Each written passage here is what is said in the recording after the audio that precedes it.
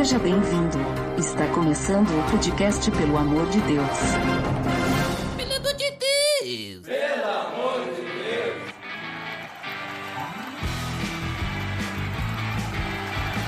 Tá no ar, podcast Pelo Amor de Deus. Eu sou Ed Drummer e hoje vamos nos transportar para a Terra da Rainha, não é, Botega? Hi there!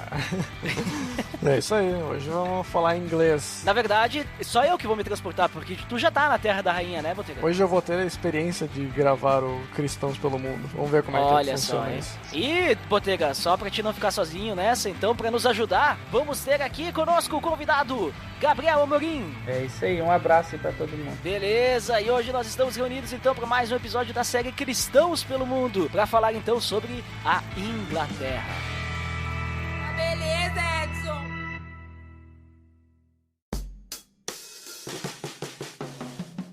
Você está escutando o podcast no site pelamordedeus.org.br, que vai ao ar sempre nas sextas-feiras, a cada 14 dias. Curta nossa fanpage em facebook.com/oficialpadd. Também siga no Twitter, através do @_PADD, ou entre em contato conosco através do e-mail contato@pelamordedeus.org.br.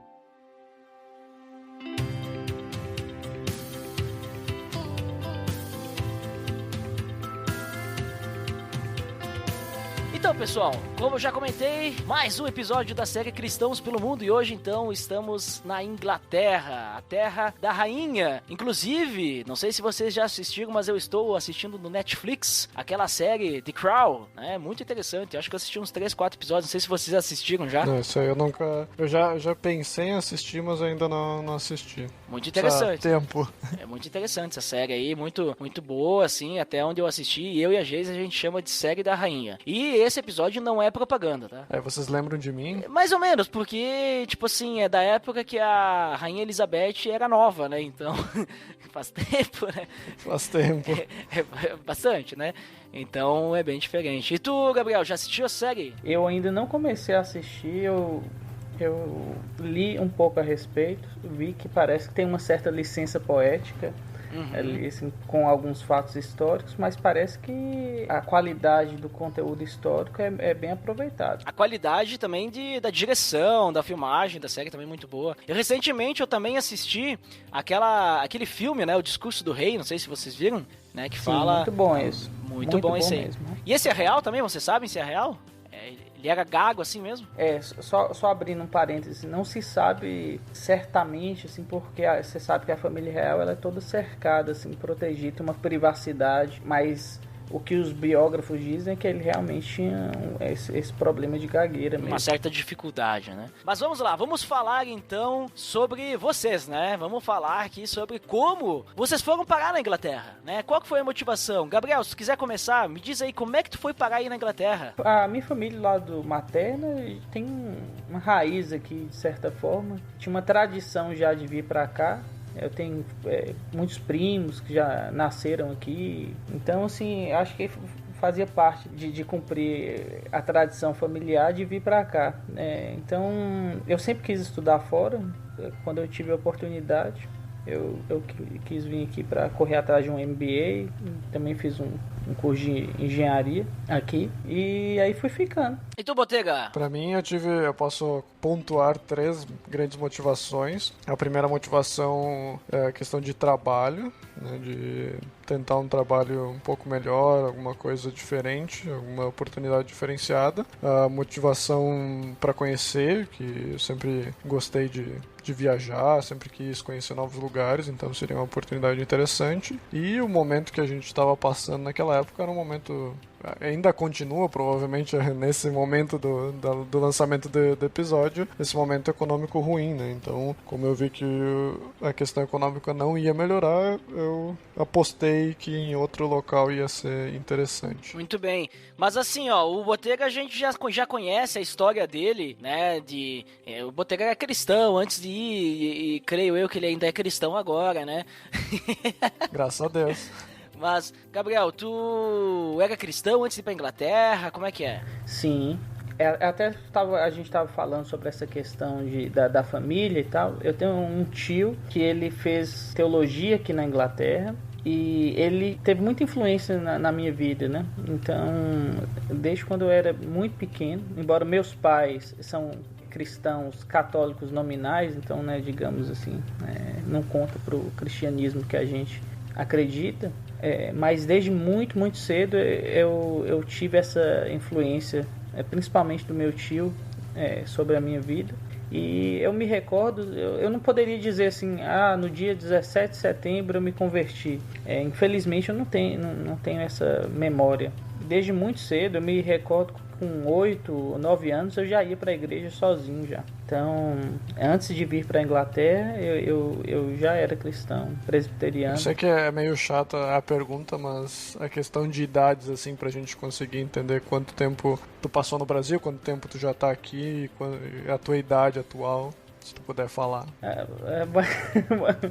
Claro, eu pra falar a verdade, eu sou de 83, então eu tenho 33 anos, né? Eu vou fazer 34 nesse ano. Tem 7 anos que eu tô aqui na Inglaterra. Muito bem, 7 anos aí vivendo na Inglaterra. Tá quanto tempo aí, Botega? Vai quase fechar 2 anos agora. Vai fechar 2 anos em outubro. Olha só, hein? E como é que foi a tua adaptação aí, Gabriel? Quando tu chegou, deixa eu ver, pensar. Tu vai fazer 34 e tu tá há 7 anos na Inglaterra, então tu foi aí com uns 27 por aí, né? Por aí. Em 2010 a gente veio pra cá. Eu já conhecia aqui antes, e como eu te falei, já tinha assim, familiares. Então eu me sinto privilegiado nesse aspecto, porque eu não cheguei aqui num local onde eu não conhecia ninguém. Eu já sabia a igreja que eu iria, onde minha família, né, atendia. Eu já sabia a casa onde eu ia ficar, já conhecia, já tinha amigos. Então, nesse ponto eu me sinto muito privilegiado. Foi uma experiência muito pouco traumática nesse aspecto, né? É claro que existem dificuldades de adaptação, clima, língua, né? Embora eu já soubesse um pouco da língua inglesa, sempre quando você chega é diferente, né? Isso aí levou um certo tempo. Sem falar que quando tu foi pra Inglaterra, tu saiu do Brasil e tu perdeu mais ou menos entre 3 a 4 horas da história, né? Por causa que a Inglaterra vive no futuro. Por exemplo, vocês hoje, eu estou aqui no horário e vocês já estão 4 horas na minha frente no futuro, né? Exatamente. Então tu perdeu ali uma parte da história. Teve 4 horas ou 3 horas, depende de que época que tu foi, né? Mas de vez em quando a gente volta de volta no futuro aí. Quando a gente viaja pro Brasil. Volta no tempo, né? Mas eu acho que assim, para quem vem casado, né? Eu já vim casado com a minha esposa, então você também vem com aquela preocupação a mais de prover, né, de não deixar faltar nada. E minha esposa em particular teve mais dificuldade com a língua e com a adaptação. E Botega, tu também foi casado, né? Como é que tu se adaptou aí? Foi tranquilo? Esse comentário do Gabriel é bem a realidade quando as pessoas se mudam pra cá. Eu tive contato com pessoas que se mudaram aqui pra cá sozinhos e contato com pessoas que se mudaram casados. E pelo fato de estar casado ajuda muito, porque nos primeiros meses tu não conhece ninguém, tu tem que procurar emprego, tu tem que aprender a conviver numa cidade nova, e quando tu não tem ninguém por perto é muito difícil, né? E isso é até uma coisa que eu costumo falar para as pessoas, principalmente tento falar isso para não cristãos que vêm para cá. A melhor coisa que se a pessoa vem sozinho ou casada é tu procurar uma igreja, porque a igreja eu sinto que é o melhor lugar para te começar a criar amizades e as pessoas ajudarem, porque normalmente a igreja ela vai acolher e as pessoas normalmente aqui pelo menos em Londres tem muita gente que se mudou, né? Tem muita pouca gente que nasceu em Londres ou que é britânico em muitas igrejas assim, né? Por exemplo, se for ver a igreja que a gente atende agora, né? Tem uma grande porção de estrangeiros, então, que nem nós que somos brasileiros, tem um grupo de brasileiros que vai acolher qualquer brasileiro novo que chegar, que vai poder ajudar com dicas, se precisar, sei lá, ficar na casa de alguém por um tempo, alguma coisa assim, sabe? Isso ajuda muito nesses primeiros dias. Então, quando a gente chegou, quando eu e minha esposa chegamos aqui em Londres, quase 2 anos atrás, foi um pouco complicado, porque a gente não tinha nenhuma igreja, não foi que nem o Gabriel, que já tinha uma igreja, mas a gente procurou uma igreja logo de início e isso acelerou o nosso processo de adequação ao lugar. Né? Muito bem.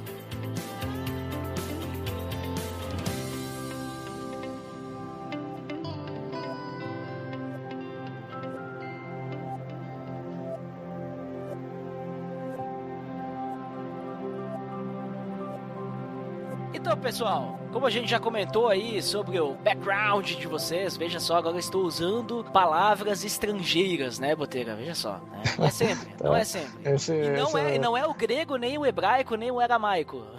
Mas esse sotaque americano aí eu não entendo direito. E como é que seria no sotaque britânico a palavra background?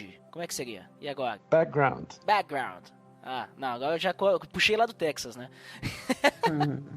Mas beleza, então assim, ó, a gente sabe aí, temos o Botega ali, quase 2 anos, e temos o Gabriel com 7 anos na Inglaterra. Vamos lá, como que é ser um cristão na Inglaterra? Como é que é ser um cristão aí? Tipo, vocês percebem assim, vocês já saíram do Brasil como cristãos, né? O Botega saiu aqui do Rio Grande do Sul, que é outro país, né? Praticamente. E o Gabriel saiu lá de Minas Gerais, né? Então, como é que é ser um cristão? Existe algum tipo de perseguição, algum tipo de preconceito aí na Inglaterra? Quando vocês chegaram aí e tal, as pessoas acabam notando que vocês são cristão, e aí como é que é a reação? Existe alguma coisa assim? Eu acho que há um abismo, uma diferença cultural muito grande com relação à maneira como o cristianismo é visto no Brasil e aqui. E aqui é como o cristianismo tem raízes talvez mais profundas no sentido histórico e cultural, às vezes passa despercebido. Por outro lado, eles vivem aqui num momento que eles se orgulham até de dizer que vivem num momento pós-cristão, né? Então, ser um cristão na Inglaterra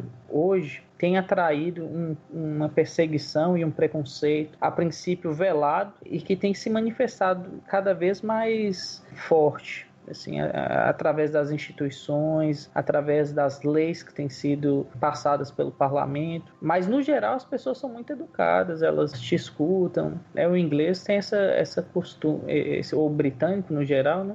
Ele tem essa polidez no ouvir, quando você diz alguma coisa, ainda que talvez na mente deles eles estejam com aquele sorriso sarcástico. São gentlemen. Yes. E contigo, Botega, a mesma experiência? Que nem o Gabriel falou, a diferença cultural é bem grande e eu acho que a questão religiosa aqui na Inglaterra ela é mais próxima do que a gente vê nos Estados Unidos, né? O que o brasileiro tem contato nos Estados Unidos, que a gente pode ver, por exemplo, no posse do Trump, tinha o padre lá dando a bênção, né? Então normalmente o presidente dos Estados Unidos fala de Deus bastante, né? God bless America e todas essas coisas. E eu sinto que aqui a gente também tem essa proximidade mais cristã dos governos, né? Principalmente porque a rainha da Inglaterra é da igreja da Church of England, né? Que é... Como é que agora esqueci? Igreja anglicana. Que é anglicana. Então, eu sinto esse pezinho no cristianismo, ele, que nem o Gabriel falou, assim, mais enraizado, né? Então, normalmente a gente tem essa proximidade mais pro cristianismo por causa disso, assim como no Brasil a gente tem muita proximidade ao catolicismo, mas eu vejo que aqui é muito mais até, a gente consegue ver isso mais na política do que no Brasil, que é meio laico demais, assim, no Brasil, né? Tudo meio, parece avesso à religião, a qualquer ponto. Né? Na verdade, eu acho que todo cristão ele vai ser perseguido, porque Jesus falou isso, né? Que nós seríamos perseguidos por amor dele. Eu acho que em diferentes locais essa perseguição vai se aflorar de maneira diferente. É claro que no Irã, inclusive, é curioso, assim, aqui na Inglaterra a gente tem acesso a várias culturas, né? Eu, por exemplo, tive contato com iranianos que se converteram, né? E que tiveram que fugir do Irã e não podem voltar para lá porque seriam presos ou até mortos, né? E assim, e verdadeiramente, assim, não era... e às vezes no Brasil, isso é uma realidade tão distante pra gente, nessa questão dessa perseguição religiosa com essa iminência de agressão física, né? Que aqui já é mais latente. Tem bairros aqui ou famílias onde se exercem até a Sharia, né, que é a lei islâmica, né, em que pessoas também são perseguidas por conta da religião deles, principalmente se apostatar. Só que essas coisas, como no geral, se a gente for sendo bem sincero, elas ocorrem de modo velado aqui, né? A perseguição contra o cristão, ela é um pouco mais velada, mas a gente tem visto uma perseguição cultural muito crescente. Então, quando você lê um artigo na BBC, você vai ver que ele retrata o cristão sob uma luz negativa, sabe? Na BBC agora, eles deixam você personalizar a sua página. E aí eles têm, assim, acrescente histórias que fazem sentido para a sua vida, né? Aí tem vários tópicos que você pode escolher. Não tem nenhum de cristianismo, mas tem LGBT, por exemplo, você pode colocar. Então, eu entendo isso como também uma forma de perseguir os valores cristãos, né? Quando sai uma notícia sobre o cristianismo, como saiu na semana passada na BBC, é sob a luz assim, a menina foi proibida, acho que nos Estados Unidos, de ir na formatura dela, porque era uma escola cristã, muito conservadora, e que estava disciplinando a menina porque ela tinha engravidado, né, sem ser casada, era uma estudante do colégio. Então aí isso toma a primeira página da BBC, porque eles creem que isso é uma coisa negativa, entendeu? Então é esse tipo de perseguição que a gente tem aqui. Muito bem, então, e sobre a questão cultural, né? Vocês já estão vivendo aí um tempo na Inglaterra e vocês puderam já se relacionar com várias pessoas, vocês puderam conhecer as igrejas e tal. Inclusive, sobre as igrejas, a gente falou já no outro episódio, lembra, Botega? Lembra, Botega, que tu falou, tu comparou várias igrejas que você visitou aí, lembra? Sim, sim.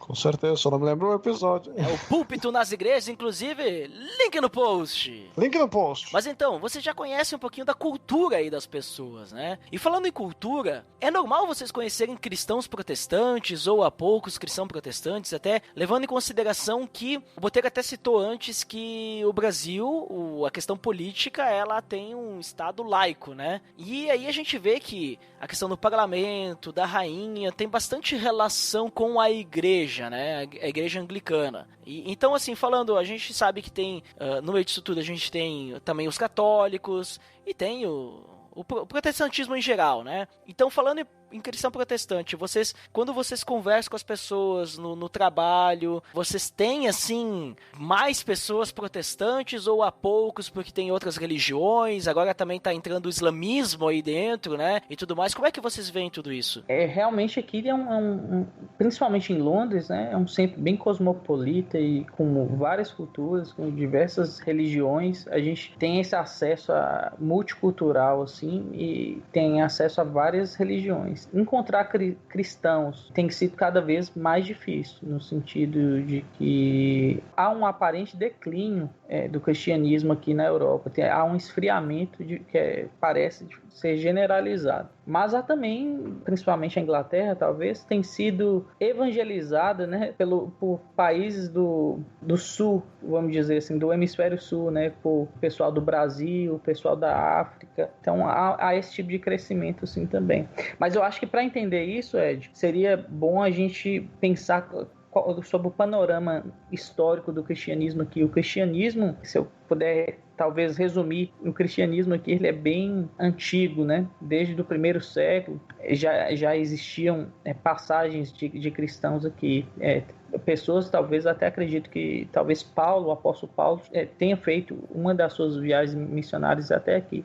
Outros dizem, isso talvez seja um pouco folclórico, né, sobre o José de Arimateia, que talvez tenha. Mas a questão é que com o Império Romano aqui, a partir do primeiro século, volta do ano 40, já nota-se a presença de cristãos, mas de forma organizada mesmo, só a partir do segundo para o terceiro século, e veio-se a se tornar, e essa influência veio a crescer, e depois, posteriormente, com a Igreja Católica, né, romana, que se firmou aqui. E aí, com o movimento protestante, como você estava dizendo, naquela época, tem uma parte da história aqui que é bem interessante, que foi quando, no surgimento da Igreja Anglicana, né, que é quando o Henrique VIII rompe com a Igreja Católica, mas há diversas implicações dessa história, uma das quais a gente vê num desses seriados que eu acho que chama Reign, que está passando no Netflix, que mostra também com a rainha,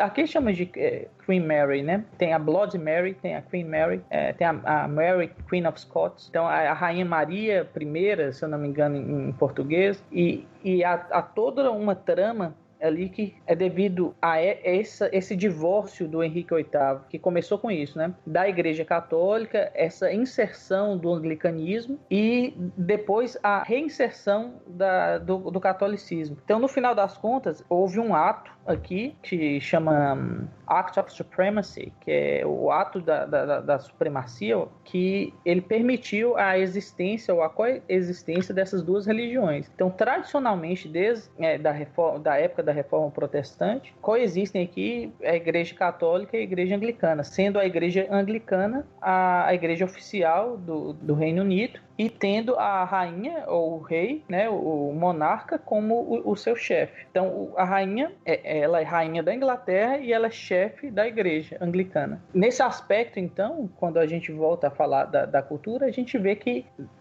desde as suas instituições, de cima para baixo, há essa influência do cristianismo, né? E, hoje em dia, o parlamento, assim, não tem muito como acrescentar isso. Pelo contrário, com as leis eles têm tentado bater de frente, né, com a aprovação de casamento homossexual e esse tipo de coisa. Eles têm tentado fazer pressão contra esses valores cristãos. E uma coisa que a gente tinha da questão do islamismo e dessas outras culturas, né, isso é bastante interessante quando um brasileiro vem para cá, mesmo que seja só para turismo, ver como um lugar pode ter tantas culturas diferenciadas assim no mesmo lugar, né? No Brasil a gente está acostumado, a única pessoa diferente é uma pessoa de uma cidade diferente, porque o cara veio daquela cidade ali, o cara não é dessa cidade, né? A gente não tem aquela questão tipo esse é um argentino, esse é um paraguaio, né? A gente não tem tanta mistura de culturas assim. Só no final de ano em Florianópolis, né? Porque daí lota, né? Argentino e paraguaio. Quando vai pra praia, É verdade. Mas é uma coisa que também diminuiu, né? Eu, no tempo, quando era mais jovem, eu me lembro de ter contato com bastante argentino, e eu não me lembro depois de muito mais velho de continuar tendo muito contato com argentinos. Mas aqui é incrível como tu tá dentro de um ônibus, tá dentro do metrô e tu ouve diversas línguas. Tu ouve italiano, tu ouve polonês, tu ouve... O difícil é achar inglês aqui. Difícil às vezes são pessoas que estão falando inglês, elas estão falando porque tipo é um polonês e um italiano. Aí a língua em comum deles é o inglês, né? Porque nenhum fala a língua do outro. Mas aí tu sente que o italiano tá falando assim, né?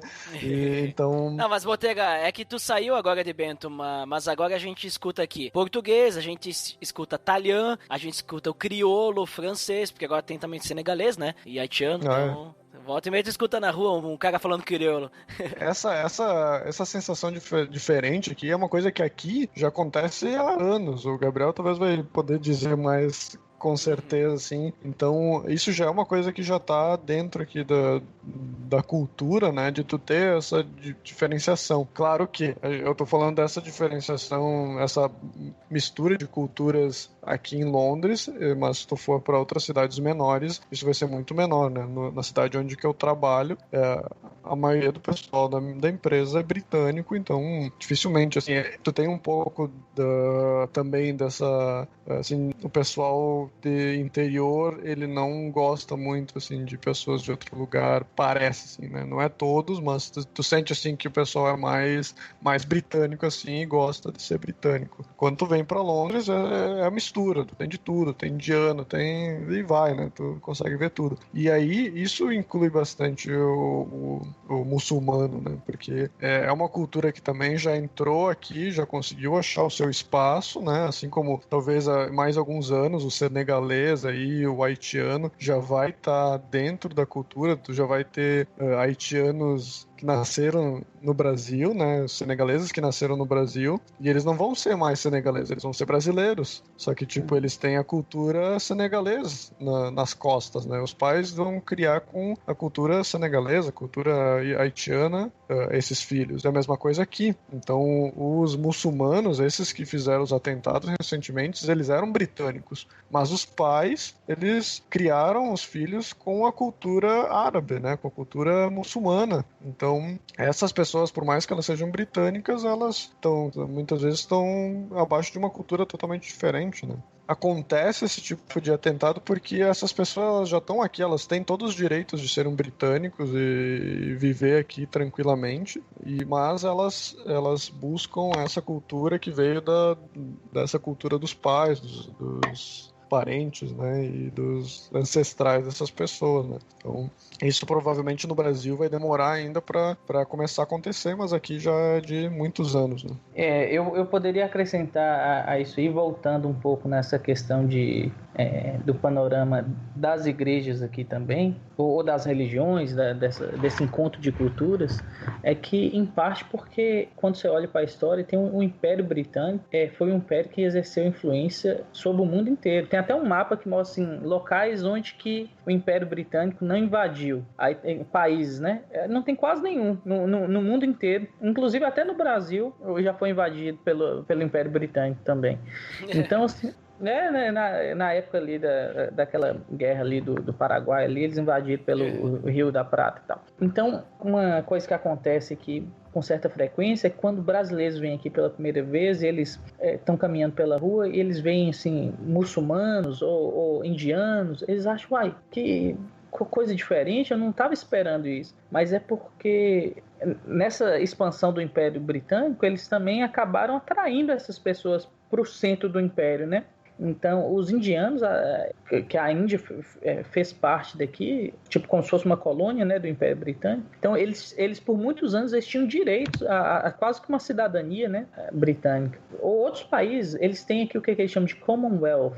Então a rainha, por exemplo, não sei se você sabe disso, mas a rainha, ela continua sendo rainha da Austrália, ela é rainha do Canadá. Embora nesses países eles tenham presidentes, né? Mas a rainha continua como essa figura simbólica, talvez, hoje em dia, mas ainda assim recebe essa honra, né? Então eles têm uma influência aqui muito global e que às vezes a gente tem essa oportunidade de explorar quando você está aqui. Muito bem. E só uma questão aí, Gabriel. Tu falou dos indianos, né? O sotaque inglês dos indianos é por causa dos americanos ou dos ingleses? O sotaque dos indianos é por conta dos indianos, com certeza. É difícil, né? Mas... porque como era parte do Império Britânico, né? Então, na Índia, as escolas são todas em inglês. E os indianos, há quem diga que eles falam um inglês melhor do que os ingleses, no sentido que, sabe esses programas soletrando? É só indiano que ganha. Eles parecem que adoram ler dicionário. Só que eles têm um sotaque, às vezes, difícil de entender, né? Mas muitas vezes o indiano tem um inglês muito bom, gramaticalmente falando. E sobre as igrejas, o Botega ele até chegou a comentar naquele episódio, né, que ele visitou algumas igrejas, mas eu achei interessante, Gabriel, ali, tu falou que tu frequenta a presbiteriana, certo? Sim. E no Brasil tu também frequentava a presbiteriana? Também. Tá, e como é que foi quando tu saiu do Brasil, tu foi pra Inglaterra, e aí tu frequentou uma igreja presbiteriana no Brasil, tu frequentou uma igreja presbiteriana na Inglaterra. Comparando as duas igrejas presbiterianas, dois países diferentes, como é que é as igrejas? Tipo assim, isso eu falo mais da questão, tipo assim, de liturgia, de como é a cultura da igreja e tudo mais. Elas são semelhantes? Existem algumas mudanças por causa do país? Como é que é? Olha, existem muitas semelhanças, né? Obviamente, é chover no molhado, falar que a gente serve o mesmo Senhor, e eu acho que isso até na questão de adaptação é tão interessante de você perceber isso de forma tão clara, como que, embora falando diferentes línguas, vindo de backgrounds completamente diferentes, como a gente sente essa unidade, essa comunhão de falar assim, nós somos uma família, é o corpo de Cristo mesmo. Isso é muito interessante. Mas como você está falando do ponto de vista de liturgia, o presbiterianismo clássico, ele veio da Escócia, né, através de John Knox, com aquela influência de Calvino, né, doutrinária. E é muito interessante como que a gente vê a aplicação que foi feita no Brasil e a aplicação aqui, mas tem muitos pontos semelhantes, né? Como a gente está falando, assim, a doutrina é realmente a mesma. Do ponto de vista de liturgia, em particular na nossa igreja aqui, é bem conservadora. Então, a gente canta hinos e salmos. No Brasil, existe hoje um movimento que, inclusive, um pessoal do Nordeste, que é chamado dos puritanos, que estão criando melodias para os salmos, para que se cantem salmos no Brasil também. A gente não tem, no presbiterianismo brasileiro, não se tem muito costume de cantar salmos, embora tenha o cantor cristão, né, o inário presbiteriano. Mas quando eu entrei aqui, eu vi a gente cantando salmos desacompanhados, ou seja, né, a capela, eu achei algo completamente diferente. Mas depois eu passei a dar valor àquilo, assim, no sentido de que hoje eu posso dizer que eu sei vários salmos de cor só por cantá-los, né? E a palavra de Deus, né, que você vai memorizando. Então é algo muito rico. E eles preservam. Vai guardando a palavra no coração, que nem Davi, né? Exatamente. Comenta no Salmo. Então eu acho algo muito rico que tem aqui. Mas voltando ao outro ponto que eu tinha falado do Henrique VIII e daquela parte da história, olha, eu recomendo para você. Volta lá e lê essa parte da história, porque é muito interessante. A forma, inclusive, que eu citei do John Knox e da Rainha Maria, e como que essa novela se desenrolou, é muito interessante.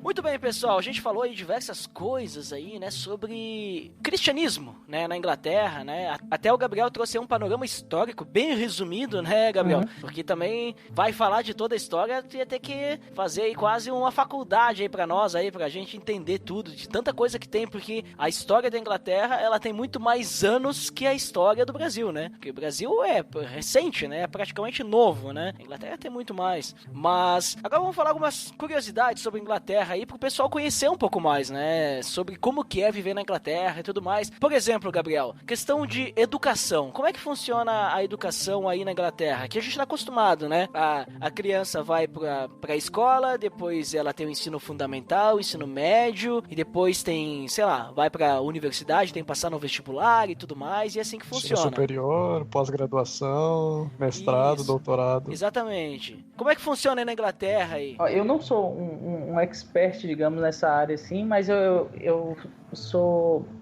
tenho bastante curiosidade de ler assim, e conversando com meus primos, como eu falei, eu acabo aprendendo um pouco. A educação aqui é basicamente pública, embora tenha escolas privadas também, mas as escolas públicas costumam ter qualidade boa. Depende muito da região onde você mora. Então, às vezes tem pessoas que costumam mudar de casa só para que os filhos possam ter acesso àquela escola daquela região, né? Funciona como zoneamento no Brasil, né? Que tu vai pra escola regional ali, municipal, conforme a casa que tu tá. E às vezes tu muda uma rua, né? Tu muda de quadra, tu vai mudar pra uma outra escola que talvez seja melhor. Exatamente. E aqui chega às vezes ao cúmulo da pessoa comprar uma casa próximo da escola, sem morar na casa, só para poder ter acesso àquela zona. Aí eles não fazem aquele jeitinho brasileiro do tipo, me empresta aí tua conta de luz pra mim poder dizer que eu moro na tua casa?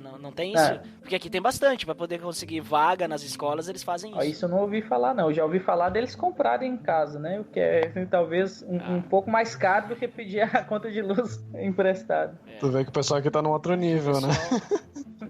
Aí o pessoal, digamos assim, bom, a lei é essa, então vou seguir a lei, mas vou pagar por isso. Aqui não, aqui ninguém vai descobrir, né? Pra quê, né? Ser cristão também, né? Tem cristão que faz isso, eu sei. Aqui eles também não... Então, assim, no geral, o ensino básico, primário, assim, é bem parecido. Eu até acho que o Brasil, não só na educação, mas em outras áreas, rouba algumas ideias aqui, né? Por exemplo, o modelo de saúde aqui também é público, né? Assim como o SUS. Aí tem o SUS aqui, a gente tem o NHS, né? O NHS. Mas, com relação à educação, eles não têm vestibular. Eles têm uma coisa que chama de A-Levels, que quando você termina, digamos, o seu colegial, né, como se fosse, você faz essas provas e aí você tem umas determinadas notas que, dependendo da nota que você obtiver, você já pode ir direto para a universidade. Se não, geralmente eles mandam você para o que eles chamam de college, né, que é um ano ou 2 antes da universidade para você melhorar suas habilidades naquele tema específico, naquela área que você tem interesse. E geralmente você aplica para... Aplica é uma palavra boa em português? Você, tipo, se matricula, você faz uma aplicação, pode falar isso em português? Agora eu tô... Você manda uma inscrição, sei lá? Aplicar é bem estranho, porque eu falava bastante aplicar para emprego, e é uma coisa que brasileiro acho que não consegue entender, aplicar para emprego. E é a mesma coisa, né? Aplicar para a faculdade. Então você se aplica, você se inscreve para uma determinada faculdade e coloca quais são as suas opções, e aí ela vai falar se ela te aceita ou não. Há alguns anos atrás eles criaram um modelo unificado que chama UCAS, né? UCAS, que é o modelo pelo qual você escolhe qual faculdade você quer estudar. Mas uma coisa que a gente vê aqui é que as empresas, elas costumam valorizar muito a experiência. O diploma não tem tanto valor aqui, assim, sabe? Claro que tem para a área acadêmica, mas no geral, se você tem uma experiência que você consegue demonstrar, isso é válido para a empresa. Ela não fica buscando só o seu canudo, não. Um exemplo disso é nós, pelo menos eu que vim trabalhar aqui, e em nenhum momento eles pediram uma comprovação da minha faculdade no Brasil. Eu só coloquei no currículo que eu tinha feito o ensino superior, né? Para eles o que vale mais é o tempo que eu tive, o que eu sei fazer, do que o que realmente eu estudei. E aí na Inglaterra tem também aquele esquema que nem a gente vê nos filmes americanos, e até também, não só no filme, mas você pode escutar o episódio sobre os Estados Unidos, link no post, que para poder entrar na universidade conta também a questão de esporte e tudo mais, pode ganhar bolsas e tudo mais, tem isso também? Eu desconheço. Não tem essa influência, assim? Não, aqui os colleges, assim, eles não são muito fortes nos esportes, assim, como nos Estados Unidos tem todo um sistema que é baseado nisso, né? Então, aí tem os drafts da NBA, né, que tem a liga de colégios, e aí, então, se você é bom num esporte, você ganha bolsas, né? Aqui não é muito forte isso, não. E aí tu já tinha comentado até sobre saúde. Então a saúde, aí ela é gratuita, mas, digamos assim, todo mundo tem acesso à saúde com facilidade? Ou é tipo que nem aqui o SUS, tu tem que esperar uma longa fila, porque apesar de ser gratuito, e assim, de certa forma, em muitos casos que eu conheço, o SUS ele funciona de verdade. Só que tem outros casos que a pessoa ela tem que ficar na espera, e daí tá todo aquele rolo. Mas falando da Inglaterra, funciona legal? Como é que é? Tu tem que pagar alguma coisa? Tu vai fazer alguma consulta, tem que pagar uma diferença? Remédios? Como é que funciona isso? Varia, né? No geral é 100% gratuito. Alguns procedimentos dentários, né? Por exemplo, a parte de dentista, você tem que pagar, mas é uma quantidade quase irrisória. Só procedimentos muito complexos, que aí você tem 3 valores, né, por causa dos dentários. Com relação aos remédios, se você tiver um problema crônico, você ganha uma isenção para não precisar pagar o valor dos remédios, né?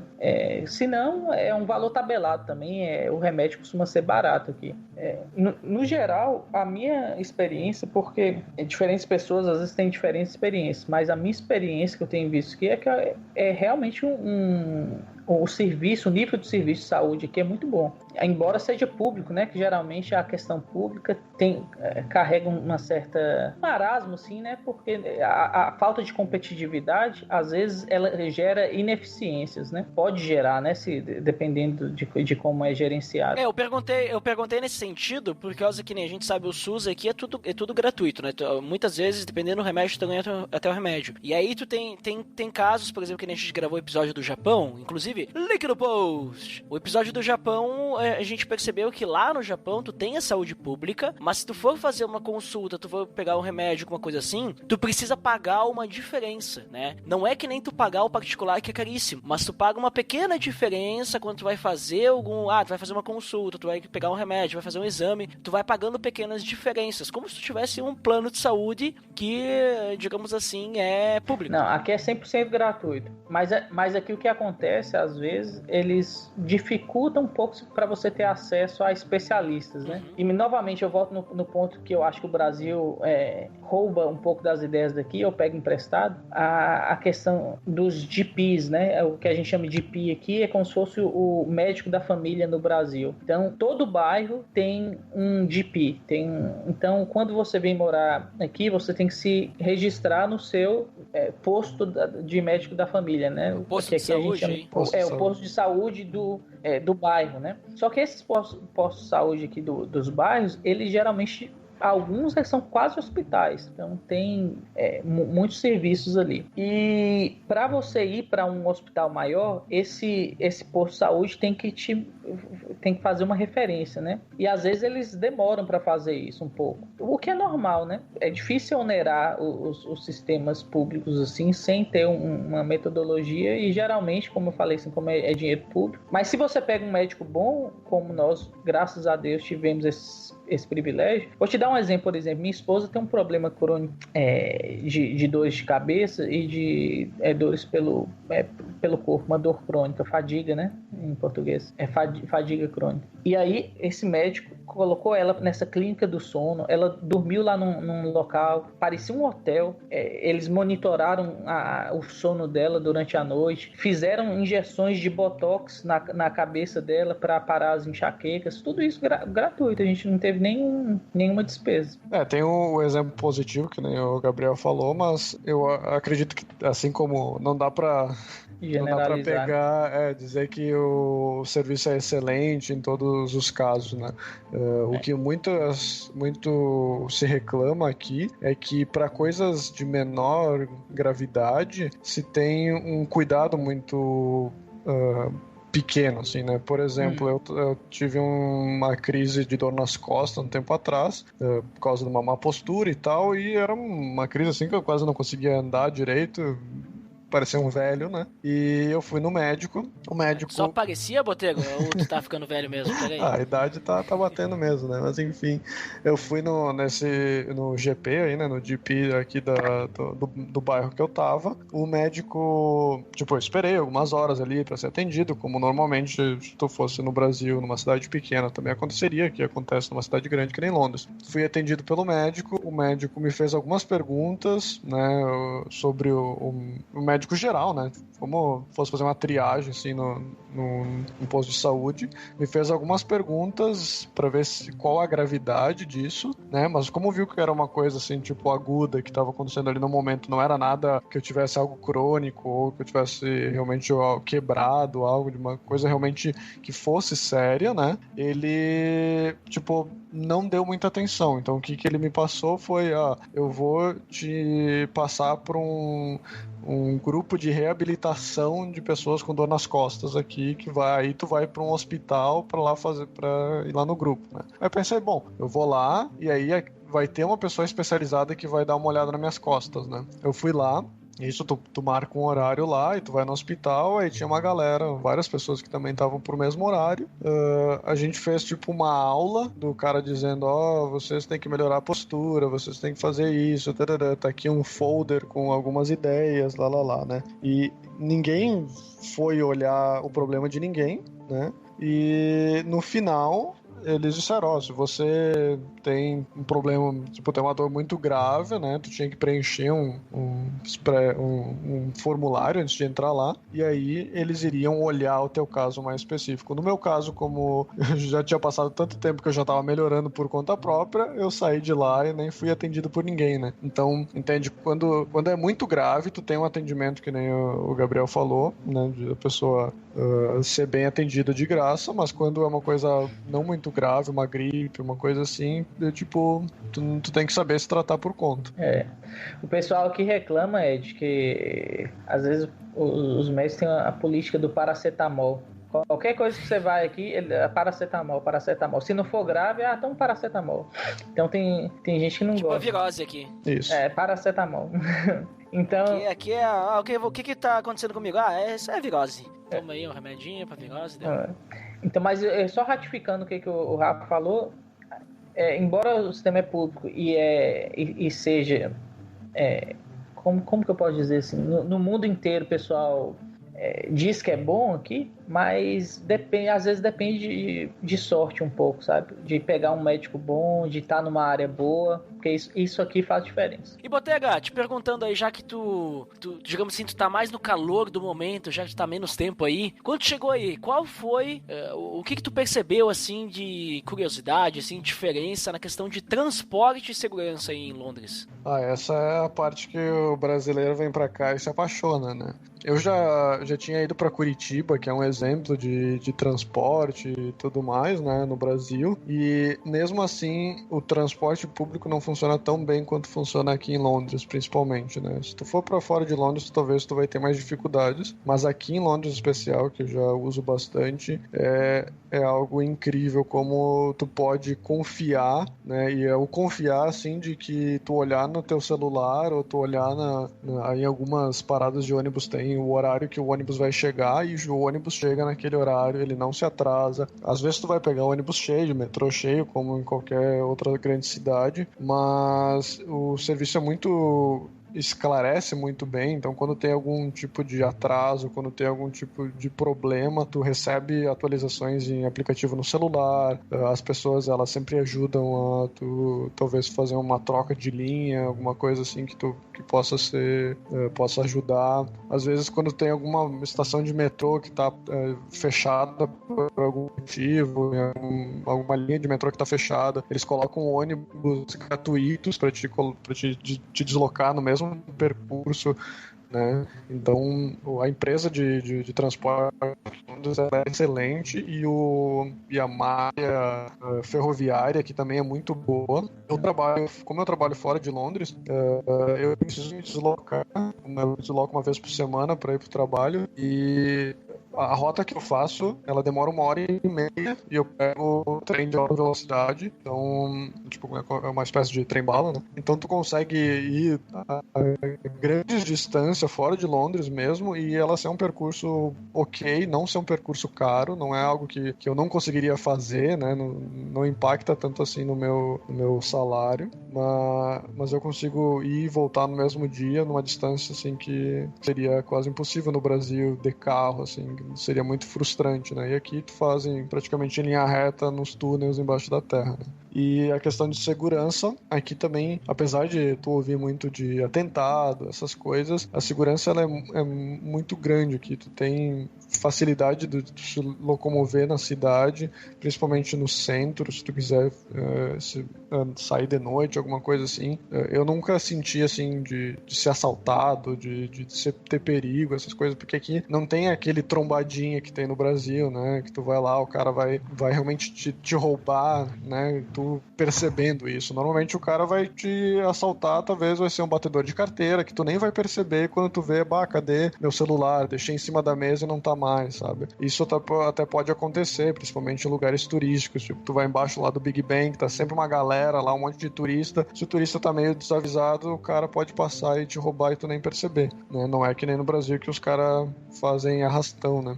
Mas é bem comum nesse aspecto, assim, das pessoas até serem furtadas. Você anda na rua, você pode usar seu celular à vontade, sabe? Você não tem aquele receio de que alguém vai passar e pegar seu celular, assim, né? Que pelo menos em Belo Horizonte, você nunca andaria à noite olhando o seu iPhone, assim, né? Um exemplo, para quem tem iPhone. Você deixaria para olhar dentro de casa, num local bem seguro. Às vezes... Com a porta trancada, as grades e tudo mais. E com segurança do lado, né? Tem alguns bairros aqui que talvez sejam um pouco mais barra pesadas, assim, mas pela questão de tu ter mais pessoas, talvez, mais bêbados à noite, coisas assim, né? Que normalmente de noite, em lugares onde tu tem bares e coisas assim, tu tem uma circulação de pessoas mais estranha, mas nada que possa alterar muito a tua segurança, né? Aqui, porque o crime aqui não compensa como compensa no Brasil, né? O trombadinha que vai te assaltar na rua e for preso, no outro dia ele tá solto. Aqui, a pessoa, assim, se ela for imigrante ainda mais, ela pode ser extraditada, né? Ela pode ser deportada aqui do país. Então, as pessoas, elas realmente não querem ser presas, então elas não fazem nada que possa gerar essa outra possibilidade. A outra coisa também eu acho é que aqui é muito mais difícil o acesso à arma de fogo, e do ponto de vista econômico é mais fácil o acesso aos bens, né, de consumo. Então, ter um iPhone aqui, um exemplo, né, que às vezes é visto como algo de status no Brasil, aqui não faz diferença nenhuma. Todo mundo pode ter um iPhone, é bem fácil, você faz um contrato ali e é muito acessível. Assim, então não é um bem que causa inveja, né, vamos dizer. Então, talvez isso também contribua para a questão da segurança. Mais um pouco eu vou ir para Inglaterra ser motoboy, porque dizem que dá bastante dinheiro aí. Tem um monte de brasileiro indo para Inglaterra ser motoboy. Isso que eu ia te falar. Eu também trabalho fora de Londres, e eu ao invés de metrô ou de trem, como o Rafa vai, eu vou de moto. E 60% e 80% dos motoboys que eu vejo são brasileiros. E aí eu tô indo com minha moto, eu já paro no semáforo assim, já converso, eu me sinto em casa.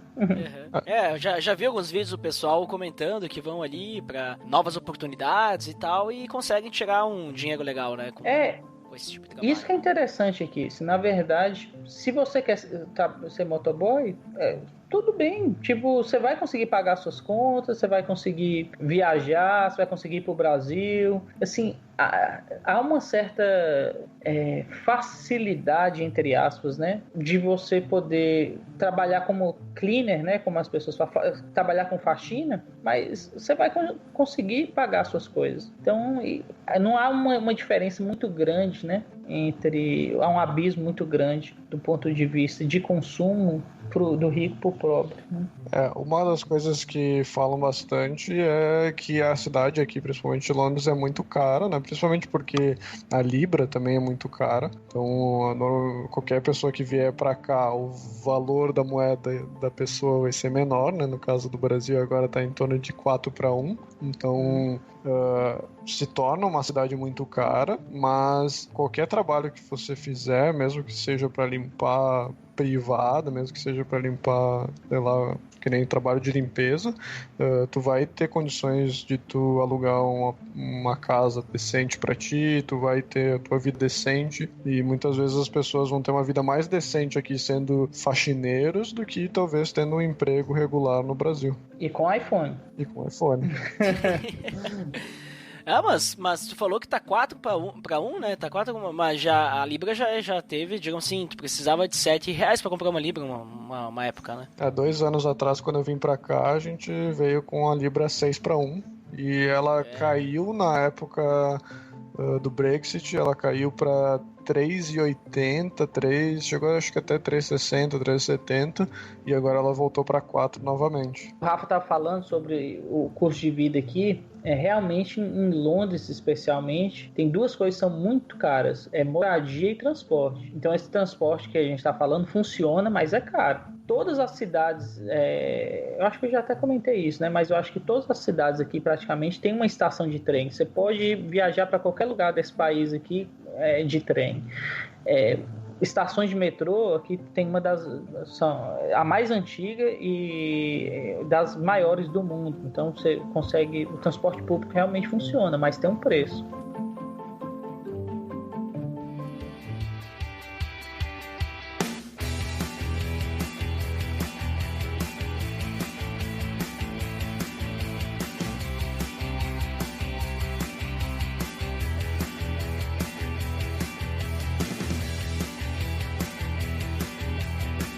Muito bem, pessoal, muito interessante esse papo aí que a gente teve, e eu acho bem interessante essa série Cristãos pelo Mundo, além de a gente poder conhecer como é viver sendo um cristão em outro país, né, até para as pessoas que talvez daqui a pouco elas querem ir morar pra trabalhar, ou até pra, sei lá, fazer missões, saber como que é a cultura, né, diferente do objetivo da pessoa, para conhecer como que é. Eu acho interessante também porque cada convidado que a gente traz aí, traz coisas diferentes relacionadas ao país, que que nem hoje o Gabriel aí trouxe pra nós essa questão da história, né, da Inglaterra, e muitas, Gabriel, que eu não conhecia, né, muitas coisas que tu comentou aí, eu nem fazia ideia sobre a história, né, e como influenciou a Inglaterra como é hoje. Então, achei bem interessante tudo isso, né, acredito que edificou também o nosso nobre amigo ouvinte, né, que são pessoas estrogonoficamente sensíveis. E agora, como em todo episódio da série Cristãos pelo Mundo, eu vou pedir pra vocês aí deixar alguma frase ou fazer algum comentário, uma frase final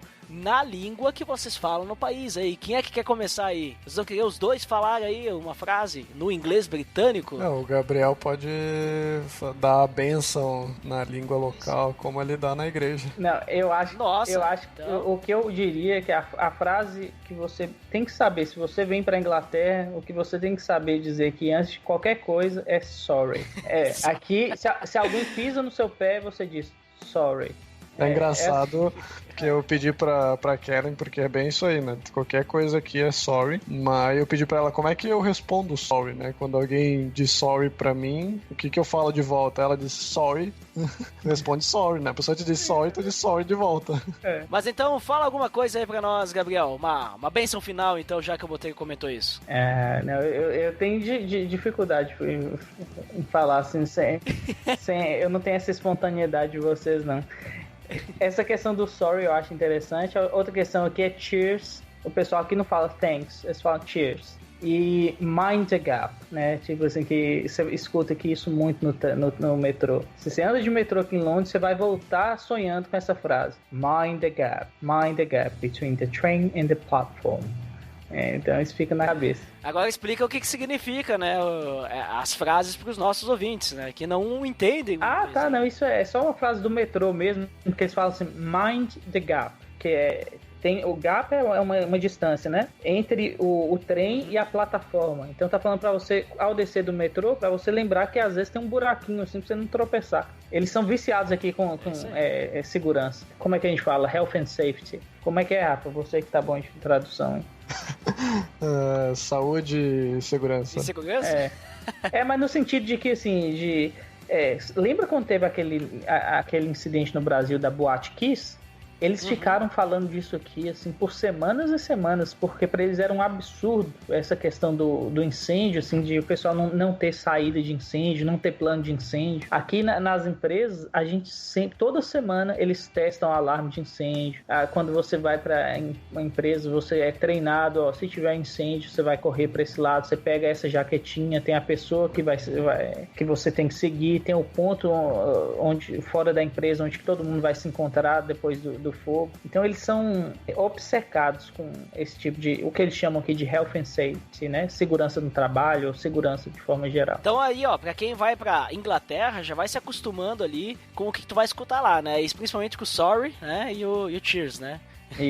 Quer que eu fale uma frase de conclusão? Fala uma frase aí, Botega. Vamos ver então, agora é a tua vez. So, I would like to thank you guys for this moment. I would like to thank you everyone to listen us, and I would pray for God to everyone's life to be with God and to be blessed with this moment, with this podcast. Thank you. Mas agora, Botega, só traduz aí pro pessoal que não conhece o inglês poder saber o que tu falou, né? Eu agradeci ao pessoal por nos ouvirem e pedir a Deus que esteja abençoando as pessoas com isso que a gente falou aqui. Muito bem.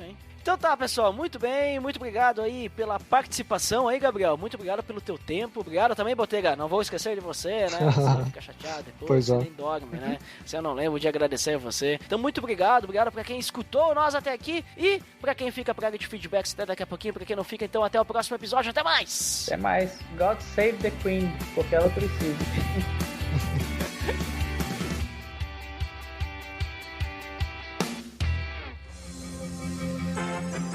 Atenção!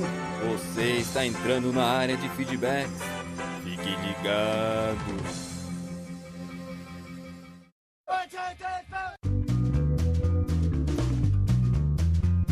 Estamos na área de feedbacks do PDD. Uau! Digo... Uau, é sempre mítica essa nossa apresentação. Nossa, nem parece que é sempre parecida, né, Dandeco? É, sua voz sempre muda, sua entonação. Claro, eu tento fazer outros tons, porque o que não muda realmente é o nosso feed, Dandeco. Que é o pelamordedeus.org.br/feed/podcast. E você pode assinar também no iTunes e nos avaliar acessando pelamordedeus.org.br/iTunes. Dandeco, vamos sim agora aos feedbacks do episódio 105. Nós falamos sobre aquela continuação da história de José, né? Nós tivemos 2 episódios sobre José. Então, quem foi o primeiro? O primeiro é sempre ele, o Abner Lobo. E o que ele disse? O quê? Nem vi sair esse episódio. Baixando já. Claro, ele não viu sair, mas quando viu já baixou. E quem foi o segundo? Nossa, o segundo foi ele, o Abner Lobo. Nossa, o que ele disse? Caramba, nunca tinha reparado como José era emotivo enquanto estava perante os irmãos. Pois é, né? Ele se segurava para não chorar, né? De tanta emoção. E o Abner Lobo voltou mais 2 vezes. E o que ele disse? E a terceira vez foi o seguinte: a história de José é muito interessante, né? Mostra de verdade que quem te viu passar na prova e não te ajudou vai ver você no palco. É o verdadeiro sabor de mel. Excelentes episódios, parabéns. Nossa, isso é complicado, né, Dandeco? É, olha ali, ó. Claro que o Abner Lobo quis fazer uma piada, né?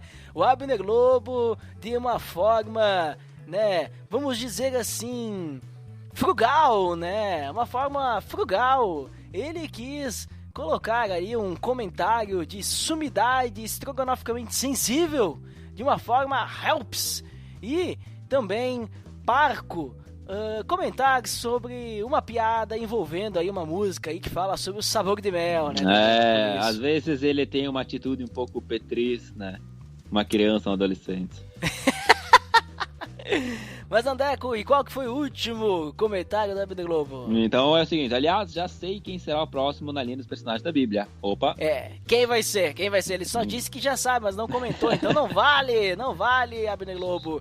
Você acha que não é essenciamental falar qual que é o próximo personagem? Se é assim dizer, eu sei, eu também sei, né, óbvio. Né? Todo mundo sabe, só que tem que falar pra ver se é o certo, né? Faltou essa, né, Dandeco? E assim, né, como o Abner Lobo, que merece o respeito tecnológico, você que está escutando também pode deixar seu comentário batráquio, seu comentário retumbante, né? Um comentário a helicopterizado. Opa. Né?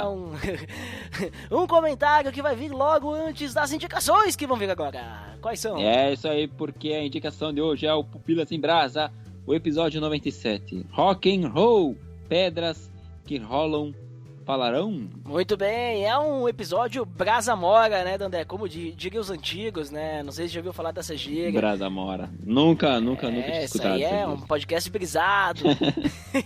Essa aí é gíria lá do sudeste brasileiro, né? Mas fica ali a dica, o link no post, né? Episódio Pupilas em Brasa sobre rock and roll. Será que o cristão, né, pode ouvir rock and roll? Como funciona o rock and roll? Qual a história do rock and roll? Algumas curiosidades sobre isso para você, né, refletir lá com o pessoal do Pupilas. Será que é tudo do diabo? E aí, como é que é? Será que o diabo apoia de rock?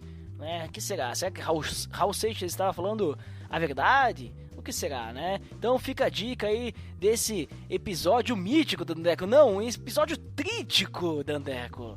Veja, essa vou querer escutar. É, um episódio salutar aí para você poder escutar de uma forma assim, um tanto quanto mediocrática. Né?